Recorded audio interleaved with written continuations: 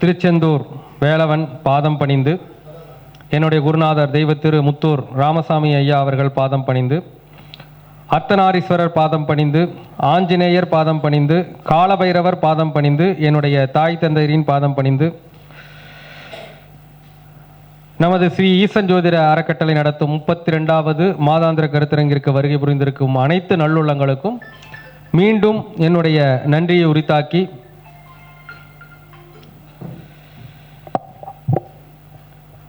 ஜோதிடத்தில் நாம் அனுபவத்தில் கற்றுணர்ந்த விஷயங்கள் ஒவ்வொருவருக்கும் பல விஷயங்கள் இருக்கும். அந்த வகையிலே பிரபஞ்சம் எனக்கு கொடுத்த ஒரு முக்கியமான ஒரு பொக்கிஷமான விஷயம் என்னவென்றால், விதிகிரக சிஸ்டம் என்ற ஒரு அற்புதமான விஷயத்தை பிரபஞ்சம் வழங்கியிருக்கிறது.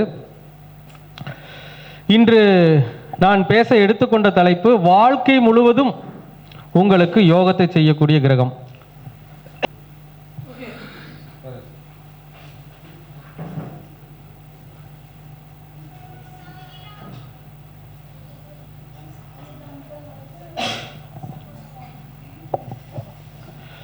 வாழ்க்கை முழுவதும் யோகத்தை செய்யக்கூடிய கிரகம். சார் இப்படியெல்லாம் கிரகம் இருக்கா?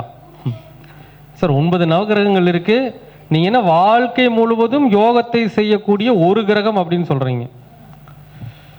அப்ப அந்த ஒரு கிரகம் இருக்கு, ஆனா யாருக்கும் தெரியல, அதான் உண்மை. அப்போ நம்முடைய வாழ்க்கை முழுவதும் யோகத்தை செய்யக்கூடிய கிரகம் எது அப்படிங்கிறத எப்படி கண்டுபிடிக்கிறது? அது ஒரு மெத்தட் இருக்கு இல்லைங்களா? ஸோ நீங்க வந்து பாத்தீங்கன்னாங்க, எல்லாருக்குமே வந்து ஒரு திசை கண்டிப்பா நடக்கும் இல்லைங்களா? 9 நவகிரகங்களில் ஏதாவது ஒரு திசை கண்டிப்பாக ஒவ்வொருவருக்கும் ஓடிக்கொண்டிருக்கும். ஜோதிட சாஸ்திரத்தில் யோகி அவயோகிங்கிற விஷயத்தை 2 கொடுத்துருக்காங்களா? ஜோதிட சாஸ்திரத்தில் யோகி அவயோகிங்கிற விஷயத்தை கொடுத்துருக்காங்க.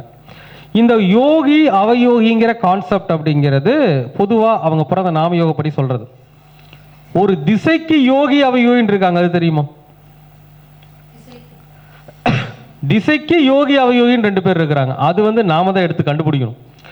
திசைக்கு யோகி யாரு, திசைக்கு அவயோகி யாரு? அதாவது பொதுவா ஜாதகத்தில் அவங்க பிறந்த நாம யோகத்துக்கு யோகின்னு ஒருத்தர் இருக்கார், அவயோகின்னு ஒருத்தர் இருக்கார். திசைக்கு யோகி யாருன்னா பாசகன் தான் யோகி. திசைக்கு யார் அவயோகினா வேதகன் தான் அவயோகி. ஓகேங்களா? இது ஒன்றும் பெரிய விஷயம் கிடையாது. அதே மாதிரி ஏன்னா நீங்கள் பொதுவாக யோகி கான்செப்ட் எடுத்தீங்கனாலே ஜென்ரல் யோகி கான்செப்ட்லேயே 8-22 மையமாக வச்சு தான் சொல்லியிருக்கிறோம். அந்த மாதிரிங்க ஒரு திசைக்கு யோகினா யாருன்னா பாசகன், அதே மாதிரி வேதகன் தான் வாருன்னா அவயோகி கணக்கு வச்சுக்கோங்க. ஓகே, இது வந்துங்க ஒரு திசைக்கு நீங்கள் எடுத்துக்கலாம் இல்லையா? ஒரு திசை வரும்போது ஈஸியாக எடுத்துக்கலாம், இது ஒன்றும் பெரிய விஷயம் கிடையாது. ஆனால் வாழ்க்கை முழுவதும் யார் யோகி அது தெரியணும் இல்லைங்களா? நீங்க சொல்ற யோகிங்கிறது அது வேற கான்செப்ட். நீங்க பிறந்த நாம அந்த கான்செப்ட் எல்லாம் இங்க வேண்டாம். யோகி அவயோகி 2 பேருமே செயல்படணும் இல்லையா? அவங்க எப்ப செயல்படுவாங்க? அவங்களுடைய திசை வரணும், இன்னும் யோகியுடைய திசையோ அவயோகியுடைய திசையோ வரணும், பொதுவாக சொல்றேங்க. ஆனால் அந்த யோகியுடைய நட்சத்திரத்தில் இருக்கக்கூடிய திசை வரும்போது செயல்படும், பல கான்செப்ட் இருக்கு. ஆனால் வாழ்க்கை முழுவதும் இயங்கிக் கொண்டே இருக்கக்கூடிய யோகி யாரு, அதான் ரொம்ப முக்கியம். அப்ப யாருன்னு தெரியுமா? சொன்னாதான் தெரியும். அப்ப அந்த யோகி யாருன்னு முதல்ல கண்டுபிடிக்கணும். அவர் உங்க வாழ்க்கைக்கு நல்லதை செய்வாரா அப்படிங்கிறத கண்டுபிடிக்கணும். நல்லதை செய்யக்கூடிய இடத்துல இருக்கிறாரான்னு கண்டுபிடிக்கணும். எவ்வளவு விஷயங்கள் இருக்கு ஜாதகத்துல. அப்ப அவர் யார் அப்படின்னா, எல்லாரும் உங்களுடைய ஜாதகத்தை எடுத்து வச்சுக்கோங்க. நிறைய பேருக்கு வாழ்க்கையில வந்து பிறந்த தமிழ் தேதி தெரியாதவங்க இன்னும் இருக்கிறாங்க. ஒரு சில பேர் இந்த காலத்து குழந்தையெல்லாம் போய் கேட்டு பாருங்க, என்னப்பா டேட்டா பர்த்து, இது தமிழ் டேட்டு, தமிழ் டேட்டா, தமிழ் மாசம்னா அப்படின்னு கேட்குறாங்க. தமிழ் மாசம் தெரியல, இங்க தமிழ் மாசமே தெரியாதவங்ககிட்ட போய் தமிழ் டேட் எப்படி கேட்க முடியும்? அப்போ யாரெல்லாம் நீங்க பிறந்த தேதி நல்லா புரிஞ்சுக்கோங்க, தமிழ் தேதி. இப்போ சித்திரையிலிருந்து பங்குனி வரைக்கும் மாசங்கள் இருக்கு. அப்போ யாரெல்லாம் 1ஆம் தேதி, அப்போ 1ஆம் தேதினா புரிஞ்சுக்கோங்க தமிழ் 1ஆம் தேதி. இப்போ சித்திரை 1னா வைகாசி தமிழ் 1, 1ஆம் தேதி, 10ஆம் தேதி தமிழ் தேதி, 19ஆம் தேதி, 28ஆம் தேதி. நீங்க கணக்கு வச்சுக்கோங்க, எத்தனையோ பேர் வந்திருப்பீங்க. 19, 28 தமிழ் தேதியில் பிறந்திருக்கிறீர்களோ உங்களுக்கு வாழ்நாள் முழுவதும் யோகியாக செயல்படக்கூடிய கிரகம் சனி பகவான். இந்த தேதியில பிறந்தவங்களுக்கு வாழ்நாள் முழுவதும் யோகத்தை கொடுக்கக்கூடியவர் சனி பகவான். ஆனா எல்லாம் கொடுப்பவர் அவர் எப்படி இருக்கிறார்கள் பொறுத்தான் கொடுப்பார். நல்லா இருந்தா அவர் கொடுத்துக்கிட்டே இருப்பார், அதுல டவுட்டே கிடையாது. அடுத்து தமிழ் தேதி 2, 20, 2, 11, 20, 29 எல்லாம் பிறந்திருப்பீங்க இல்லையா? 2, 11, 20, 29 தமிழ் தேதியில் பிறந்தவர்களுக்கு வாழ்நாள் முழுவதும் யோகத்தை செய்யக்கூடிய கிரகம் சுக்கிரன். மனைவி சொல்ல போனா அப்படிதான் ஒரு வார்த்தையில் சொன்ன காரகத்துவத்தில். அடுத்து யாரெல்லாம் 3ஆம் தேதி, 12ஆம் தேதி, 21ஆம் தேதி, 30ஆம் தேதி தமிழ் தேதியில் பிறந்திருக்கிறீர்களோ அவர்களுக்கு வாழ்நாள் முழுவதும் யோகத்தை செய்யக்கூடிய கிரகம் சூரிய பகவான்.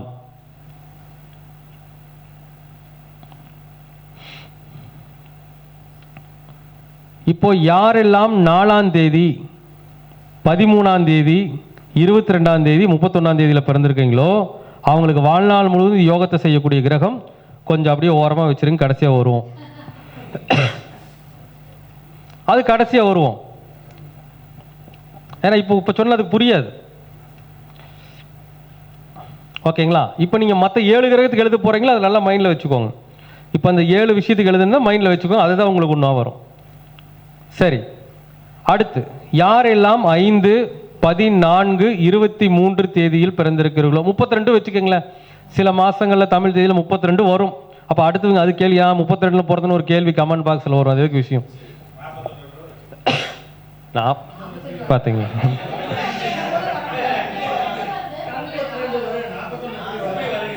என்னமா சார், என்னமா அந்த படத்தில் குமார் அப்படிங்கிற மாதிரி. அப்போ யாரெல்லாம் தமிழ் தேதி 5, 14, 23, 32 பிறந்திருக்கிறீர்களோ அவர்களுக்கு வாழ்நாள் முழுவதும் யோகியாக வேலை செய்யக்கூடிய கிரகம் சனி பகவான்.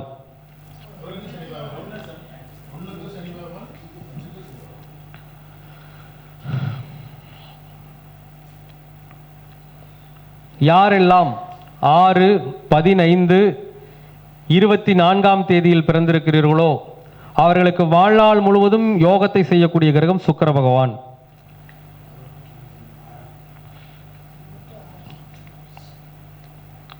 அடுத்து 7, 16, 25ஆம் தேதியில் யாரெல்லாம் பிறந்திருக்கிறீர்களோ, மறுபடியும் சொல்றேன் தமிழ் தேதி 7, 16, 25ஆம் தேதியில் யாரெல்லாம் பிறந்திருக்கிறீர்களோ அவர்களுக்கு வாழ்நாள் முழுவதும் யோகத்தை கொடுக்கக்கூடிய கிரகம் சந்திர பகவான். திசாபுத்தியெல்லாம் கிடையாது, உங்களுக்கு வாழ்நாள் எண்டு வரைக்கும் என் கார்டு. அதாவதுதான் யாரெல்லாம் 8, 17, 26ஆம் தேதியில் பிறந்திருக்கிறீர்களோ அவர்களுக்கெல்லாம் வாழ்நாள் முழுவதும் யோகத்தை கொடுக்கக்கூடிய கிரகம். அப்படி தனியாக பெட்டியில் வச்சிருங்க, கடைசியாக வருவோம். அவங்கள ஸ்பெஷல் கேட்டகரி. அடுத்து யாரெல்லாம் 9ஆம் தேதி, 18ஆம் தேதி, 27ஆம் தேதியில் பிறந்திருக்கிறீர்களோ அவர்களுக்கெல்லாம் வாழ்நாள் முழுவதும் யோகம் செய்யக்கூடிய கிரகம் புதன் பகவான். இப்போ ஒரு கேள்வி கேட்டீங்க இல்லையா சார், ராகு ராகு ராகு அப்படின்னு சொன்னோம் இல்லைங்களா? இப்போ இந்த ஒன்றும் இல்லைங்க, ராகு யாருக்கெல்லாம் சூரிய நட்சத்திரத்தில் இருக்குதோ அதை ஒன்றுன்னு வச்சுக்கோங்க. இப்போ 1ஆம் தேதிக்கு ஒருத்தருக்கு பலன் சொன்னோம் இல்லையா, அதுக்கு யார் யோகின்னு சொன்னோம்?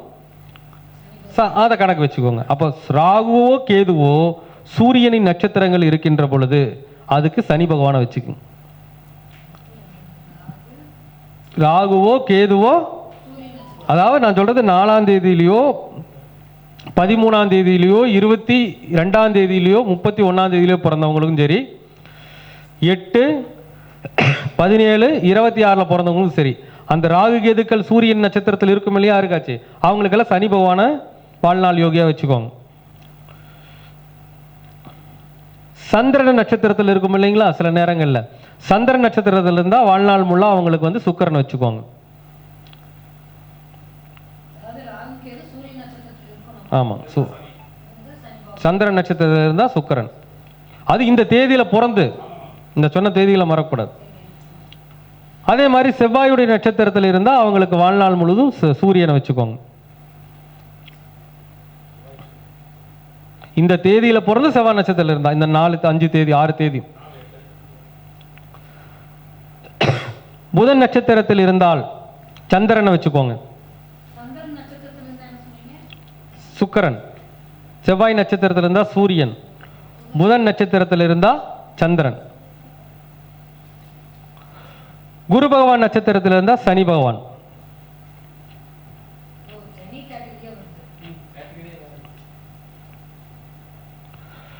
சுக்கிர பகவான் நட்சத்திரத்தில் இருந்தா புதன்.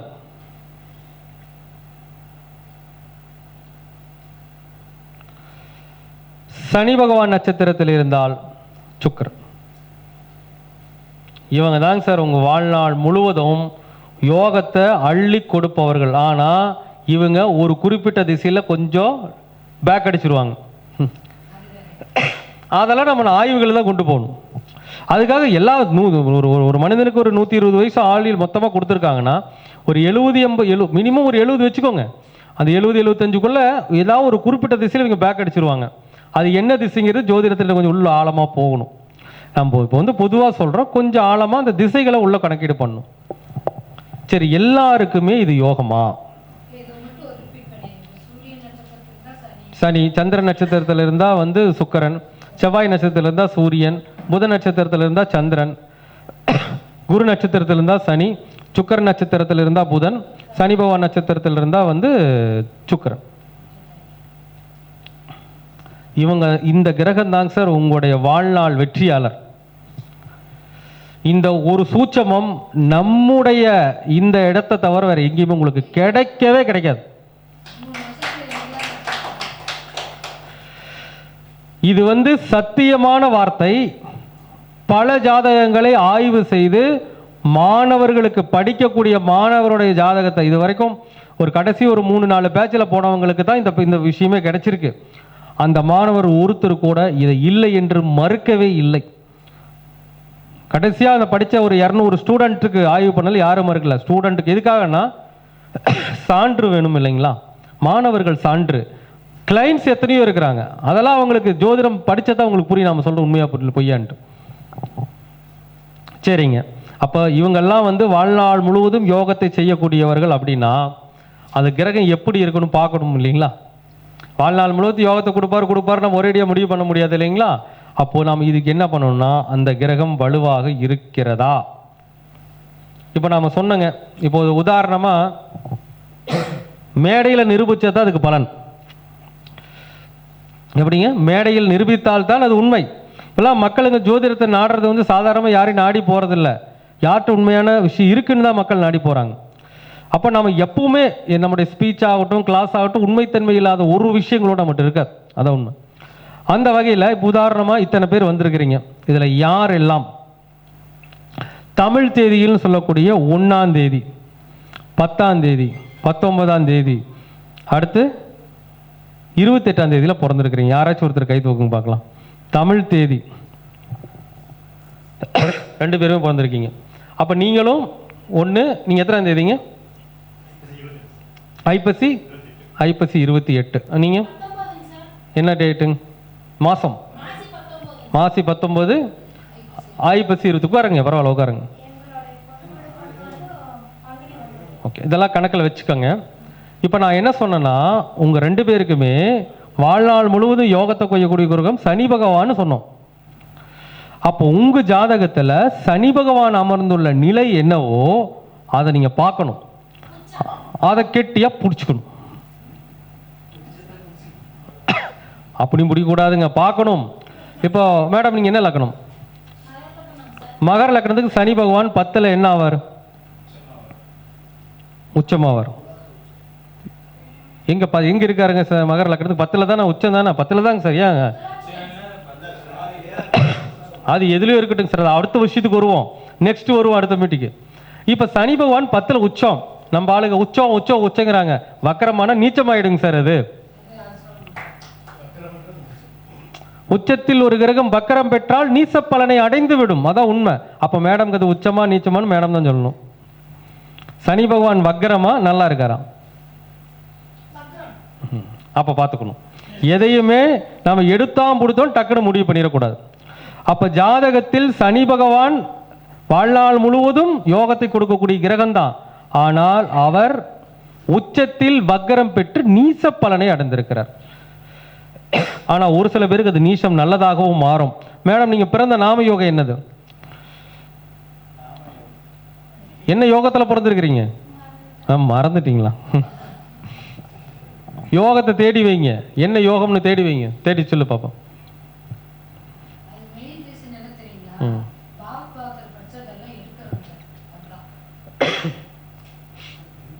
ஜோதிடத்தை சொல்வதற்கென்று பலவிதமான வழிமுறைகளும் வழிகாட்டுதலும் இருக்கிறது. உங்களுக்குன்னு ஒரு பாணியை இறைவன் கொடுத்திருப்பார். அந்த பாதையில் பயணிச்சிங்கன்னா அதுக்கு பலன் கிடைக்கும்.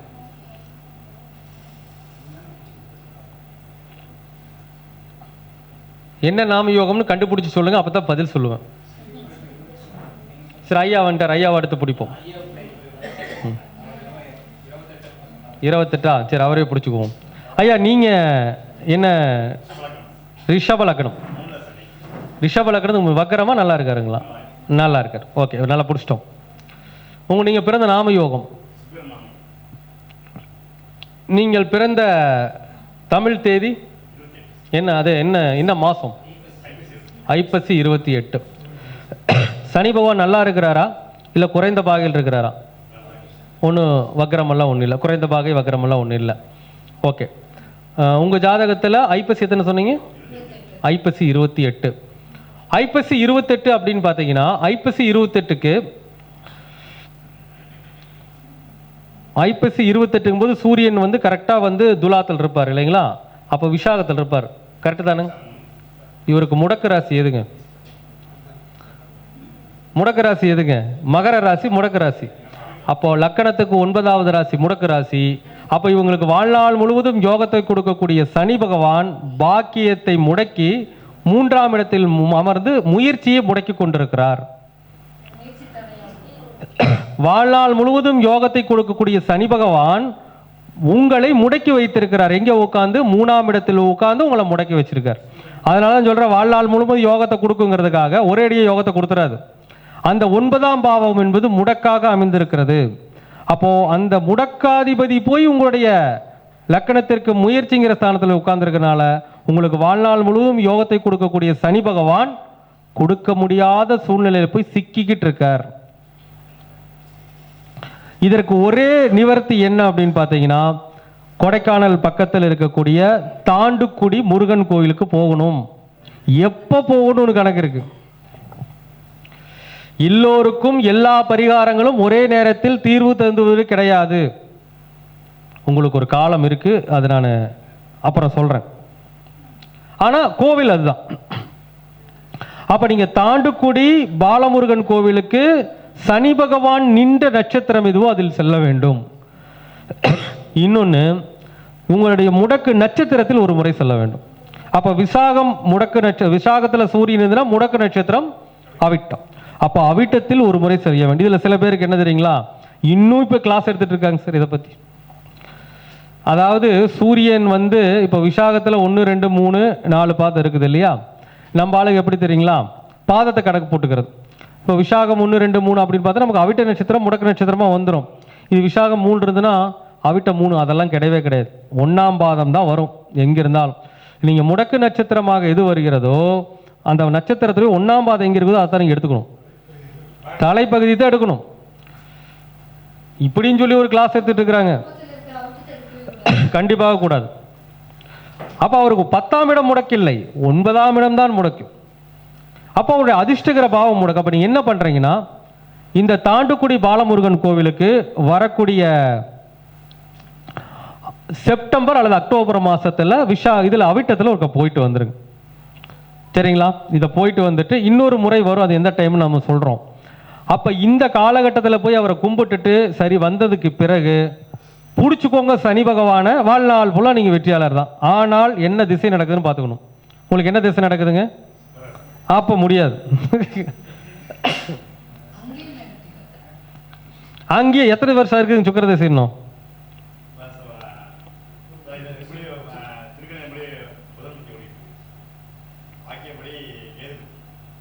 அப்போ கிட்ட வந்துருச்சு, இல்லை முடிகிற ஸ்டேஜ் ஆயிடுச்சு, கவலைப்படாதீங்க. புதன் புத்தி ஸ்டார்ட் ஆயிருக்கு, கேது புத்தி ஸ்டார்ட் ஆயிடுச்சா? வாக்கியப்படி கேது புத்தியா, திருக்கணிதப்படி கேது புத்தி? திருக்கணிதப்படி எப்போ கேது புத்தி ஆரம்பிக்குதுன்னு பாருங்க. திருக்கணிதப்படி எப்போ கேது புத்தி கேது புத்தி ஸ்டார்ட் ஆயிடுச்சுன்னா சனி பகவான் ஜெயிக்க வச்சுருவார் உங்களை. ஆனால் சுக்கிர திசை முடியும் வரை வாய்ப்பே இல்லை. ஏன்னா வாழ்நாள் முழுவதும் யோகத்தை கொடுக்க வேண்டியது. அதான் சொன்ன, இந்த இடத்துல ஒரு சுவிட்ச் இருக்கு, சுவிட்ச் பாயிண்ட் இருக்கு. வாழ்நாள் முழுவதும் யோகத்தை செய்யக்கூடிய சனி பகவான் சுக்கிர திசைன்னு வந்தோன்னே அந்த திசைக்கு எதிரியா மாறிடுவார். இவருக்கு சுக்கிர திசையில் எப்பொழுது கேது புத்தி ஸ்டார்ட் ஆகுதோ அந்த தினத்தில் இருந்து இவருக்கு சனி பகவான் முழு அருள் கடாட்சமாக மாறிவிடுவார். ஆனால் சுக்கிர திசை முழுக்க ஜாதகர் என்ன தெரியுமா பண்ணியிருப்பாருங்க, போகாத கோவில் இல்லை, பார்க்காத சாமி இல்லைன்னு பார்த்துருப்பார். இஞ்சி நகர்ந்து இருக்காது. ஏன்னு சொல்லுங்க.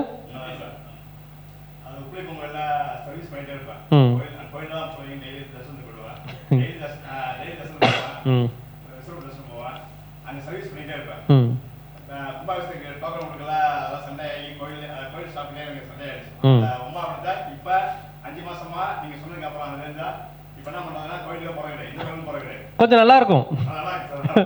அது உண்மை கேட்டுங்க. அதான் கோயிலுக்கு போகாம நல்லா இருக்கும்.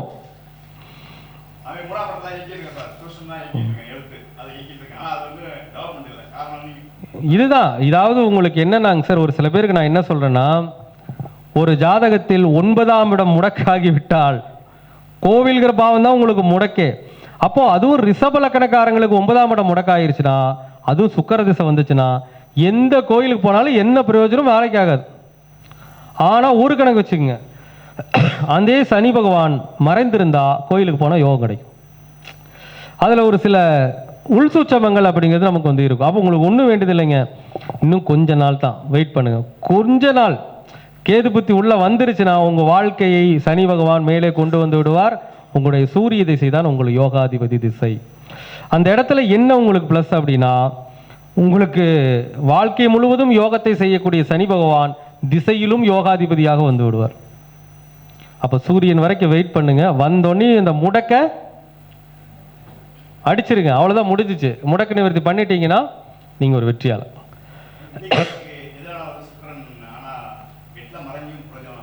அது விட்டுருங்க, நமக்கு அது தேவையில்லை.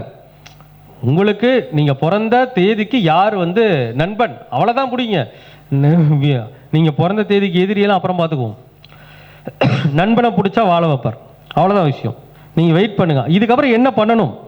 ஸோ இந்த திசை முடிஞ்சிருச்சு, உங்களுக்கு சூரிய திசை வந்துருச்சு அப்படின்னா நீங்கள் அந்த முடக்கு நிவர்த்தி எல்லாம் பண்ணி முடித்ததுக்கு பிறகு முழுமையாக ஐயப்பனுடைய வழிபாடுகளையும் ஸ்லோகங்களையும் சொன்னாலே போதும். 3ஆம் இடம் என்பது உச்சரிப்பு ஸ்தானம் இல்லைங்களா? 3ஆம் இடத்துல சனி பகவான் இருக்கார். அப்போ சூரிய திசை வந்தோடனே சனி பகவானுடைய விஷயங்களை உச்சரிக்கணும். சாமியே ஐயப்பா சரணம் ஐயப்பா சொல்றதுக்கு எவ்வளோ நேரம் ஆகிடும் சொல்லுங்க. பாடுங்க, கேளுங்க, பாடுங்க, இதெல்லாம் செய்யுங்க. உங்களுக்கு என்ன வேணுமோ அதை உங்களுக்கு அடுத்த நிலைக்கு அவர் கூட்டு போவார். சத்தியமாக போவார். நீங்களே சொல்லுங்க, அவ்வளோதான், விஷயம் முடிஞ்சு. நன்றி. ஓகே, அடுத்து மேடம் வந்துட்டாரு. நாம யோகத்தம் எனக்கு வாட்ஸ்அப்பில், உங்களுக்கே தெரியலையா?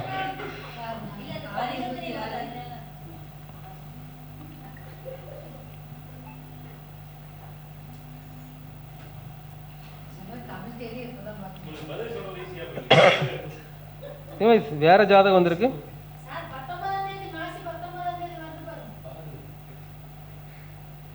இது யாருடைய ஜாதகம்? பையனுடைய ஜாதகம். இதுல வேற ஒருத்தர் வேற பரிவர்த்தனை வேற வருதுன்ட்டாங்க. இது எனக்கு மேடம் ரிஷப லக்னமா இருக்கு.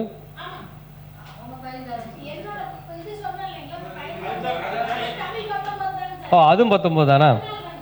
சரி, இப்போ இவங்க ஜாதகம் அனுப்பிச்சிருக்கிறாங்க. இவங்க பையன் பிறந்ததும் 19 தான். அப்போ 19னா யார் நண்பன்னு சொன்னோம்? சனி பகவான் தான் காலம் முழுவதும் யோகத்தை செய்யக்கூடியவர் அப்படின்னு சொன்னோம். ஸோ அந்த சனி பகவான் இங்கே இருக்கார் அப்படின்னு பார்த்தீங்கன்னா லக்கணத்திலே இருக்கார். சனி பகவான் லக்கணத்தில் இருக்கலாமா? சனி பகவான் லக்கணத்தில் இருக்கலாமா? ஒரு கேள்வி இருக்கு இல்லைங்களா? சனி பகவான் லக்கணத்தில் இருக்கலாமா? இருக்கலான்னு சொல்லுவாங்க. அது ஒரு பக்கம் இருக்கட்டும். சனி பகவான் லக்னத்தில் தன்னுடைய திக்பலத்தை இழக்கக்கூடிய இடம். அது நமக்கு பாவ மாற்றமே கிடையாதுங்க.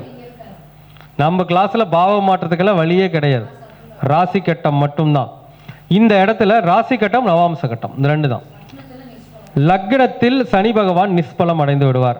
ஒரு கணக்கு என்னன்னா, ஒரு ஜாதகத்தில் நிஷ்பலம் அடைந்த கிரகம் என்ன செய்யும்? நிறைய பேருடைய கேள்வி எதானுங்க, ஒரு திக்பலம் அடைந்தா ஆகும் ஓகும்னு சொல்றாங்க.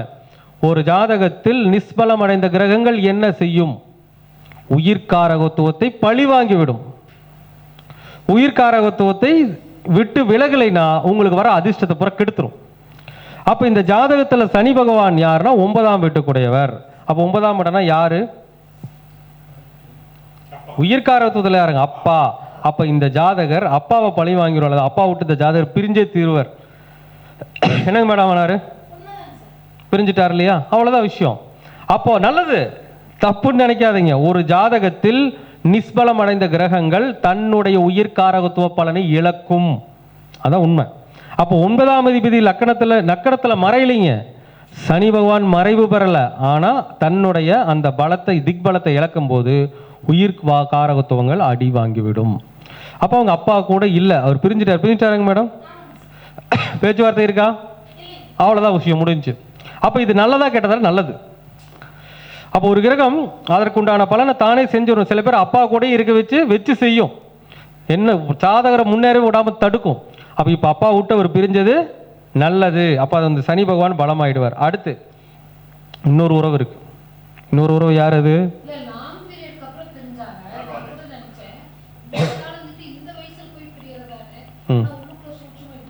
இருக்கு. அதுதான் உண்மை. அதுதான் நல்லதுன்னு சொல்றேன் உங்களுக்கு. அதுதான் நன்மையே. அவர் கூட இருக்கிற வரைக்கும் இன்ஜின் நகராது, ஒன்று பண்ணாலும் வேலைக்கு ஆகாது. திக்பலம் அடைந்த கிரகங்கள் இப்படித்தான் பலன் கொடுக்கும்.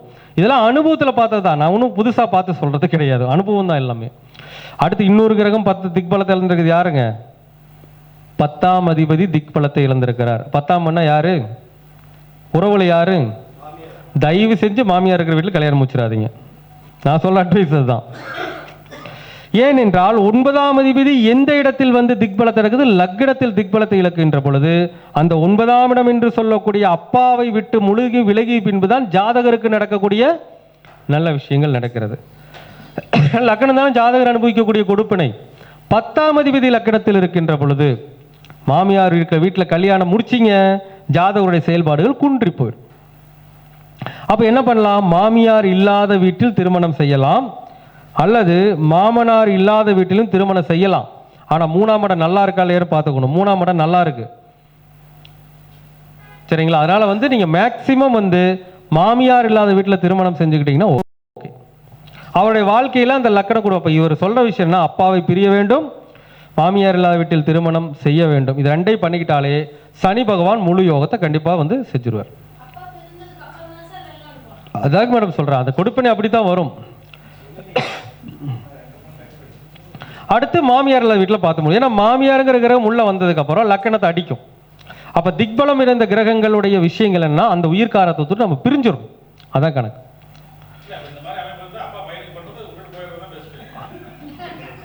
கண்காணாத இடத்துக்கு போயிடணும் தூரமா, அவ்வளவுதான். அப்போ இதெல்லாம் நீங்க கணக்கு பார்த்து. அப்ப இந்த மாதிரி நிலைமை இருக்கும்போது சனி பகவான் லக்கணத்துல நல்லதை செய்வாருங்க. அந்த உயிர்காரத்தை நம்ம டச் பண்ணாம விட்டுட்டோம்னா நல்லதை செஞ்சுவார். அப்ப இந்த இடத்துல என்ன சொச்சோம்னா, மாமியார் இல்லாத வீட்டில் திருமணம் செஞ்சதுக்கு பிறகு இவர் ரெகுலராகவே அந்த 9ஆம் இடம் 10ஆம் இடத்துக்கு உண்டான சனி பகவானுக்கு உண்டான விஷயங்களை ஆக்டிவேட் பண்ணும். சனி பகவான் 9ஆம் வீட்டுக்குடையவர் யாரு? கோவிலை குறிக்கக்கூடிய திருநள்ளாறு, சபரிமலைக்கு மாலை போட்டு போறது எல்லாம் தாராளமாக செய்து கொள்ளும், தப்பே இல்லை.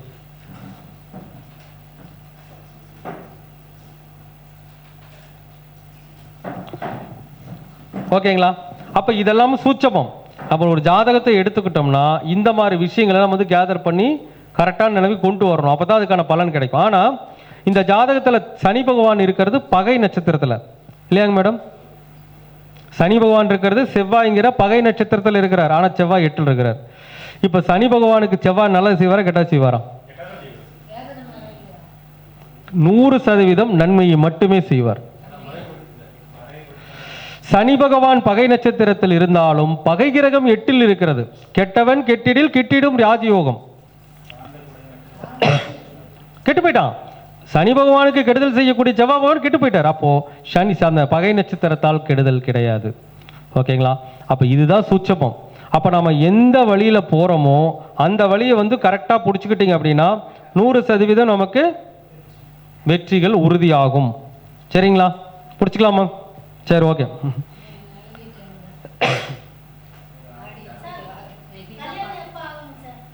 அதெல்லாம் அப்புறம் நம்ம சப்ஜெக்ட் விட்டு வெளியே போக மாட்டோம்.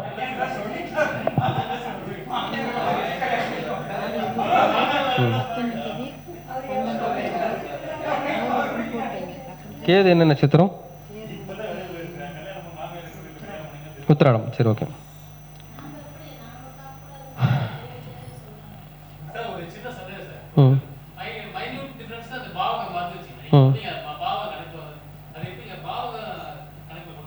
பாவக மாறுதல் நம்மகிட்ட கிடையாது. இதுக்கு முன்னால் பாவக மாறுதல்கள்லாம் நிறைய ஆய்வுகள் செய்தாச்சு. ஒன்றும் நமக்கு பதில் சரியாக கிடைக்கல. எந்த பக்கம் உண்மை இருக்குதோ அந்த பக்கம் நம்ம போய்க்க வேண்டியதாக. பாவக மாறுதல் தப்புன்னு சொல்லலை, அதை ஆய்வு பண்ணி அவங்க எப்படி வெளிப்படுத்துகிறாங்களோ அவங்களுடைய ஆய்வு தான் போய் கேட்கணும். நமக்கு அது தேவையில்லாமையே வந்துடுது. நமக்கு இதுவே போதுமானதாக இருக்குது. நம்ம அதனால் அதுக்கு மேலே போகல, அவ்வளோதான்.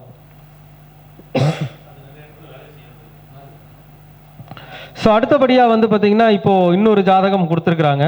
கெட்டியாக பிடிச்சிக்கோங்க, ஜெயிச்சிடலாம், சந்தேகம் வேணாம். இன்னொரு ஜாதகம் கொடுத்துருக்குறாங்க. அவங்க மகர லக்னம், பிறந்த தமிழ் தேதி 26. அப்போ கேதுவுடைய எண். கேது உத்திராடத்தில் இருக்கிறாரு. அப்போ சூரியனா செல்வ வாழ்க்கை முழுவதும் யோகத்தை கொடுக்கிறவர் யாருங்க? சனி பகவான். மறுபடியும் இங்கே சனி பகவான் லக்கணத்தில் தான் இருக்கிறார். அப்போ சனி பகவான் லக்கணத்தில் என்ன ஆவாருங்க? திக்பலத்தை இழந்துருவார். அது மட்டும் இல்லாமல் வக்ரம். அப்போ இந்த சனி பகவான் வக்ரம் அடைந்து எந்த நட்சத்திரத்தில் வக்ரம் அடைந்தார்னு தெரியணும். எந்த நட்சத்திரத்தில் வக்ரம் அடைஞ்சாருங்க? அவிட்டத்தில் வக்ரமாக இருக்காரு. அப்போ அவர் பின்னால் வீட்டு போகிறதுக்கு வாய்ப்புகள் கிடையாது. என்ன திசை நடக்கு? ஓகே. அப்போ இந்த ஜாதகத்தில் சனி பகவான் வக்ரம் அடையலாமா? மகர லக்னத்திற்கு சனி பகவான் லக்கணத்தில் திக்பலம் இழப்புங்கிறது அப்புறம். முதல்ல அவர் வக்ரம், அதை முதல்ல கணக்கு போடுங்க. வக்ரம் அடையலாமா சனி பகவான்? அப்போ வாழ்க்கை முழுவதும் யோகத்தை தர வேண்டிய சனி பகவான் வக்ரம் அடையக்கூடாது. அப்படி வக்ரம் அடைந்தார் அப்படின்னா அந்த சனி பகவானால கிடைக்கக்கூடிய நற்பலன்கள் கிடைக்காம ஜாதகரை தவிக்க வச்சிரும். அப்ப சனி பகவான் யாரு? லக்கணத்தினுடைய அதிபதி, மகர லக்கணத்துக்கு. அப்ப லக்கணம்னா என்னது? என்ன நாம யோகம் அதையும் சொல்லிடும். ஏன்னா கண்ட நாம யோகத்துக்கு யோகி இல்லையா சனி பகவான்? அவருக்கு யோகியும் சனி பகவான் தான். தலைவிதிக்கு யோகியும் சனி பகவான் தான். திசைநாதனுக்கு யோகியும் சனி பகவான் தான். குரு திசை தானுங்க யோகி. யாரு குரு திசைக்கு யோகி? சனி பகவான். விதிக்கு சூரியனுக்கு யோகி யாரு? சனி பகவான். திசை குரு திசைக்கு யாரு யோகி? சனி பகவான். அப்ப இத்தனை வகையிலும் யோகம் நாம சொல்லிடுவோம். எல்லா யோகி யோகின்னு பேசிடுவோம். அந்த சனி பகவான் லக்னத்தில் வக்ரமாக இருக்கிறார். இருக்கலாமா? கூடவே கூடாது. என்னமோ சொல்லுவாங்க, முடியாதம்மா முடியாதுங்கிற மாதிரி, ஆகாதம்மா ஆகாதுதான்.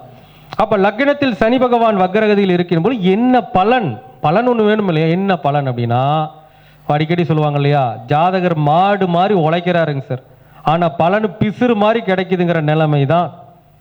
S or no? எஸ். அங்க எஸ்ங்கிற வார்த்தை வரும், ஒரு வார்த்தை வராது. ரெண்டாம் இடம் என்பது வருமானம். ஒன்று மட்டும் விட்டுறாது, இன்னும் இருக்குது அடுத்து. ரெண்டாம் இடம் வருமானம், ரெண்டாம் இடம் குடும்பம். சரி, ஒரு சில பேர் நாய் படாத பாடுபடுது, ஒரு வருமானமாச்சும் கொஞ்சம் கிடைச்சா பரவாயில்ல. ரெண்டாம் இடம் வருமானம், ரெண்டாம் இடம் குடும்பம், ரெண்டாம் இடம் வாக்கு. இந்த மூணு விஷயங்களில் ஒரு விஷயம் ஜீரோன்னு இல்லை, ரொம்ப அடிமட்டத்தில் இருக்கும். அப்போ ஒன்றும் உழைப்பிற்கேற்ற பலன் இல்லைங்கிறதே இந்த பக்கம் போயிருச்சு. அப்போ வருமானமோ குடும்பமோ அல்லது வாக்குவோ, இந்த மாதிரி விஷயங்கள்ல ஏதோ ஒன்று பலவீனமா இருக்கும். என்ன பலவீனமா இருக்கும்? ஐயோ கடவுளே, மூணு பலவீனம். அதான் சொல்றேங்க. அதாவது அந்த சொல்லக்கூடிய அது பார்த்தீங்கன்னா மேடம், இப்போ சொல்ல போனோம்னா இந்த குருதிசை எப்போ ஸ்டார்ட் ஆச்சு? 2 வருஷம் ஆச்சுங்க. 2 வருஷம்னா இப்போ 2023 ஸ்டார்ட் ஆயிருக்குமா? 2023 ஸ்டார்ட் ஆயிருக்கும்.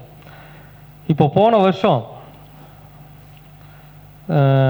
என்ன மாதம், July, August, September, October, November, இந்த 5 மாதத்தில் என்ன சொல்கிறதுங்க, வாழ்க்கையினுடைய இந்த விரக்தியின் உச்சக்கட்டத்துக்கு போயிட்டு வந்திருப்பார். ஒன்றுமே நடக்கலைங்கிற, எது செஞ்சுருந்தாலும் அப்படியே தூக்கி போட்ட, என்னமோ சொல்லுவாங்களே கடலுக்குள்ள கிணத்துல போட்ட 5 மாதத்தில் மரண வேதனை அனுபவிச்சிருப்பார். அது மரண வேதனைன்னா ஒன்று செயலுக்கான, ஒன்று செய்யாமல் வீட்லேயே உட்கார்ந்து இருந்திருப்பார், ஒன்றுமே செய்ய முடியாமல் சும்மா இருந்திருப்பார், அல்லது செஞ்சுட்டு ஒன்றும் பிரயோஜனம் இல்லாமல் இருந்திருப்பார். இது ஏதோ ஒன்று கண்டிப்பாக நடந்திருக்கு. என்ன நடந்துச்சுக்கு இதில்? வீட்டில் தான் உட்காந்துருக்கிறேன், வீட்டில் உட்காந்து போல, அதான் உண்மை. அப்போ ஒரு கிரகங்கள் ஒருவரை எப்பொழுது அடிக்கும், எப்பொழுது அவர் முழுசாக ஆஃப் பண்ணி உட்காந்துருக்கும் அப்படிங்கிறதெல்லாம் ஜோதிடத்தில் இருக்குது. இதெல்லாம் வந்துங்க யாராலையும் வந்து இல்லைன்னு சொல்கிறக்கு மறுக்கிறதுக்கு வாய்ப்பே இல்லை. இப்போ யாராச்சும் கும்பராசியில் பிறந்தவங்க இருக்கீங்களா வந்திருக்கிறதுல? கும்பராசியில் 2 பேர் பிறந்திருக்கிறீங்க. என்ன லக்னத்தில் பிறந்திருக்கிறீங்க? ஐயா ரிஷப லக்னத்தில் கும்பராசியில் பிறந்திருக்காரு. என்ன நாமயோகங்க நீங்கள்? துருவ நாமயோகம். தமிழ் தேதியில் எத்தனையில் பிறந்தீங்க? என்ன எண்கள் தமிழ் மாதம்? ஓகே, போதும், அது போதுங்க நமக்கு. நீங்கள் இப்போ ஐயாவுக்கு வந்து பார்த்தீங்கன்னா இந்த தேதியில் பிறந்திருக்கிறாரு, கும்பராசிக்காரர். வெறும் நான் ராசி வச்சு மட்டும் சொல்கிறேன், எஸ் ஆர் நோ, அவ்வளோதான், ஒரே வார்த்தை. இப்போது ஐயாவுக்கு வந்து இந்த 25ல் நான் ஏன்னா மக்கள் வந்து பார்க்குறாங்க, உண்மையை நம்பணும் இல்லையா? நமக்கு தெரியாது அவர் என்ன பண்ணுறாரு, நமக்கு தெரியாது. ஐயாவுக்கு இந்த கடந்த 2025வது வருட காலத்தில் கண்டிப்பாக அதாவது ஒன்று சொல்லலாம், ஒரு சில நேரங்களில் இந்த கை வலி அப்படின்னு சொல்லுவோம் இல்லைங்களா, ஒன்று கை வலி, தோள்பட்ட வலின்னு சொல்லுவோம் இல்லையா, அந்த மாதிரியோ, காது, மூக்கு, தொண்டை, இந்த மாதிரி கை கால், இந்த மாதிரி தோள்பட்ட, மூக்கு, தொண்டை, இது சம்பந்தமான விஷயங்கள்லையோ, ஸ்கின் சம்பந்தமான விஷயங்கள்லாம், உடல் சார்ந்து ஃபர்ஸ்ட் சொல்கிறேன், அது சம்பந்தமான விஷயங்களில் ஏதாவது ஒரு பாதிப்புகள் வந்திருக்கும். First point. 2வது, சில நேரங்களில் டாக்குமெண்ட்ஸ்ன்னு சொல்லுவோம் இல்லையா, அந்த டாக்குமெண்ட்ஸ் விஷயங்கள் ஏதாச்சும் முயற்சி பண்ணி அந்த டாக்குமெண்ட்ஸில் முயற்சி பண்ணி கிடைக்காம போயிருக்கலாம். 2வது பாயிண்ட். 3வது பாயிண்ட் வந்து பார்த்தீங்கன்னா, ஒரு சில பேருக்கு இந்த 2 வீலர்னு சொல்லுவோம் இல்லைங்களா, இந்த 2 வீலரில் ஏதாச்சும் ஒரு சின்ன சின்ன இஷ்யூஸ் வருது, 2 வீலர்கள் பாதிக்கப்படுறது, அந்த விபத்துகள் வர்றது, சின்ன இஷ்யூ, அந்த மாதிரி ஒரு விஷயங்கள். அல்லது அந்த ஒரு சில பேருக்கு சொல்லுவோம் இல்லைங்களா, முயற்சிகள், நான் எவ்வளவோ எஃபெக்ட் போட்டேன்ப்பா, ஏன்னா இப்போ இந்த 2025ல் எவ்வளவோ எஃபெக்ட் போட்டு பார்க்குற, ஒன்றுமே நடக்கலைங்கிற ஒரு சூழ்நிலைகளோ, ஓகேங்களா? இந்த 4 விஷயத்தில் ஒன்று கண்டிப்பாக அனுபவிச்சு தான் ஜாதகர் வந்து வெளியே வந்திருக்கணும். சரிங்களா? ஐயா எதுங்க அனுபவிச்சிங்க?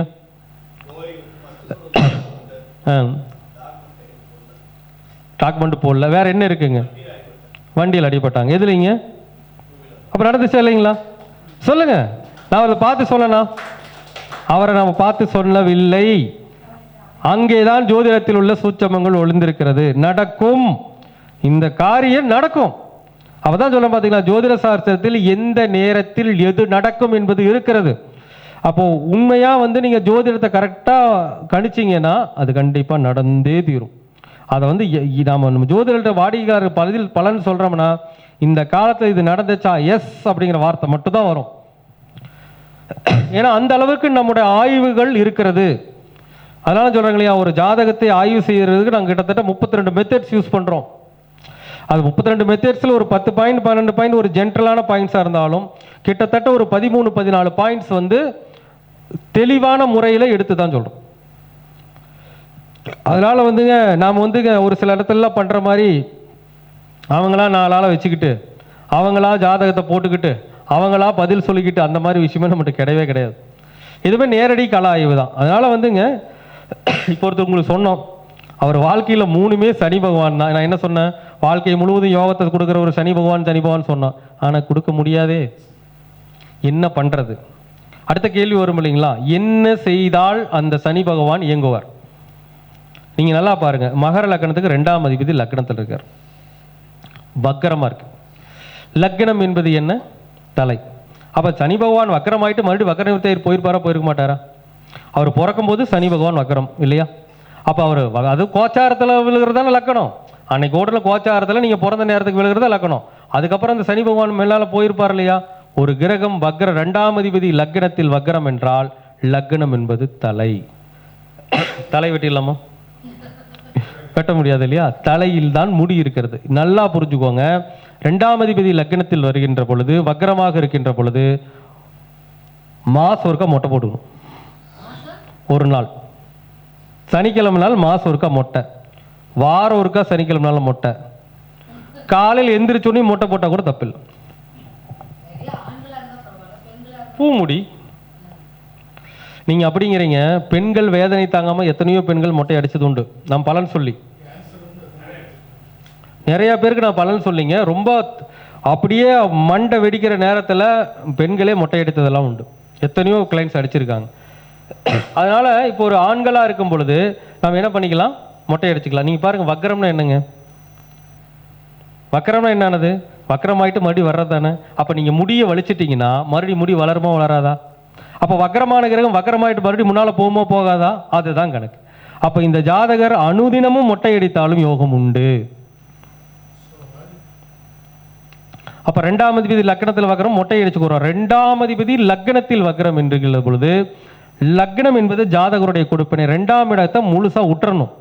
ஓடு குடும்பத்தை விட்டு ஊர் விட்டு எங்காச்சு, லக்னம் பிறந்த ஊர் 2ஆம் இடம் குடும்பம். அப்போ குடும்ப கூட்டத்தையெல்லாம் விட்டுட்டு எங்காச்சும் கண்காணாத தேசத்துக்கு போயிடணும். போக முடியுமா? முடியாது. அடுத்து என்ன பண்றது? அப்ப 2ஆம் அதிபதி லக்னத்தில் இருக்கின்ற பொழுது அடுத்து என்ன பரிகாரம் அப்படின்னா, 2ஆம் இடம் சாப்பாடு, லக்னம் என்பது தான். அப்ப நீங்க அதை தியாகம் பண்ணிடணும். அப்ப சனிக்கிழமை நாள் முழுவதும் விரதம் இருக்க வேண்டும். சனிக்கிழமை நாள் முழுவதும் முடிந்தால் மௌன விரதம் இருக்கும். சில பேர் வேலைக்கு போறவங்க சொன்னா எப்படி சார்னு சொல்லுவாங்க. அது முடியாதுதான். வீட்டில் இருக்கிறவங்களா இருந்தா செய்யலாம் இல்லையா? அப்ப வாழ்நாள் முழுவதும் விரதமும் மௌன விரதமும் சனிக்கிழமை நாளில் செய்ய வேண்டும். 2ஆம் அதிபதி லக்னத்தில் வக்கரமாகின்ற பொழுது 2ஆம் இடம் ஃபுட்டு, லக்னம்னா தலை. அப்ப தலை, மூளை, இவ்வளவுதான் மூளை இருக்குது. மூளை பாதிக்கப்பட்டவர்களுக்கு வாழ்நாள் முழுவதும் சனிக்கிழமை நாளில் உணவும் அந்த மகரம் பொருள் ராசிக்குனால உடையும் கொடுக்கும்.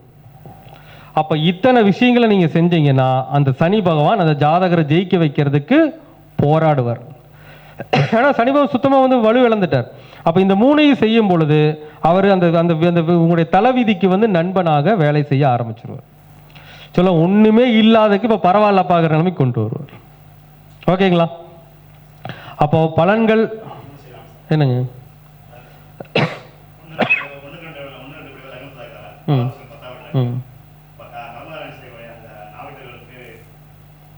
அப்படியும் பண்ணலாம். அந்த அந்த காலபுருஷ கணக்கு எடுத்துக்கலாம். இப்போ கர்மகாரியம் பண்ணுறாங்க இல்லையா? இப்போ ஒரு ஈமச்சடங்கு, ஒருத்தர் இறந்துட்டாங்கன்னா அந்த இடத்துல போய் முடி எடுத்து விடக்கூடிய நாவிதர்கள் இருப்பாங்க. அவங்களுக்கும் பண உதவிகள், உடை உதவிகள்லாம் செய்யலாம். அப்படியும் செய்யலாம், ஒன்றும் தப்பில்லை. இது அடுத்த பரிணாமம். இன்னும் எக்ஸ்ட்ரா போகலாம்ட்டா என்னமா சொல்லுவாங்க, உங்களுக்கு 10 ரூபா வேணுமா 100 ரூபா வேணும், என்ன கேட்பீங்க? 100 ரூபா தான் வேணுங்க சொல்லுங்க. அந்த மாதிரி தான் சில விஷயங்கள். அப்போ இது உங்களுடைய வாழ்க்கைகளுடைய விதி கிரகம் அப்படிங்கிறது. அடிக்கடி நீங்கள் காலையில் ஒரு வார்த்தை சொன்னாங்க. என்ன வார்த்தை சொன்னாங்க அப்படின்னா, விதி கிரகத்துக்கு நண்பன் வந்தால் ஜெயிக்க வச்சிருவாங்க அப்படின்னு சொல்லிட்டு. நேற்று சொன்னீங்க உங்களுக்கு ஐயா, உங்களுக்கு சுக்கிரன் வந்ததுக்கப்புறம் மகாலட்சுமின்னு பேர் வந்துன்னு சொன்னீங்க. என்னுடைய விதி கிரகம் சந்திரன். சந்திரனுக்கு என்ன சொல்லியிருக்கிறோம்? விதி கிரகம். சந்திரனுக்கு என்ன வாழ்நாள் முழுவதும் யோக கிரகம், யோகா இது சொல்லியிருக்கிறோம். சுக்கிரனா மகாலட்சுமி, லட்சுமி தானே. சுக்கிரனா லட்சுமி தானே. நமக்கு 7ஆம் இடமே சுக்கிரன் தானே. அதனால தான் பாக்கிய லட்சுமி மனைவி வந்ததுக்கு பிறகுதான் என்னுடைய வாழ்வில் அவ்வளவு யோகங்கள். ஏன்னா நம்ம கல்யாணத்துக்கு முன்னாடி என்ன சாதிச்சுங்கிறதுக்கு அப்புறம் கல்யாணத்திற்கு பிறகு எத்தனை சாதித்திருக்கிறேன் என்பது கூடுகிறவங்களுக்கு தான் தெரியும். சிலையெல்லாம் வெளிப்புறமா நான் இதை பண்ணிட்டேன் அதை பண்ணிட்டேன்னு வெளியே சொல்லி பெருமைப்பட்டுக்குவாங்க. நாங்கள் பெருமைப்படலாம், நாங்கள் வெளியே சொல்ல விரும்பவில்லை. நாங்கள் திருமணத்திற்கு பிறகு எந்த அளவில் முன்னேற்றம் அடைந்திருக்கிறோம், எந்த நிலையில் இருக்கிறோங்கிறது எங்களோட குடும்பத்துக்குள்ள தெரியும். ஸோ அதை வெளிப்படுத்த விரும்பலை. இதை என்னுடைய பெருமைக்காக சொல்லவில்லை. எந்த ஒரு ஜாதகத்திலும் ஒரு கிரகத்தினுடைய, அதாவது உங்களுடைய தலைவிதியை சொல்லக்கூடிய இந்த தமிழ் தேதியில் பிறந்தவர்களுக்கு அந்த வாழ்நாள் முழுவதும் யோகத்தை செய்யக்கூடிய கிரகத்தை கெட்டியாக பிடித்து அவர் எந்த இடத்தில் இருக்கிறாரோ அந்த இடத்தை பலமாக்கி கொண்டீர்கள் என்றால் நீங்கள் வாழ்நாள் சாதனைகளாக நிச்சயமாக மாறுவீர்கள்.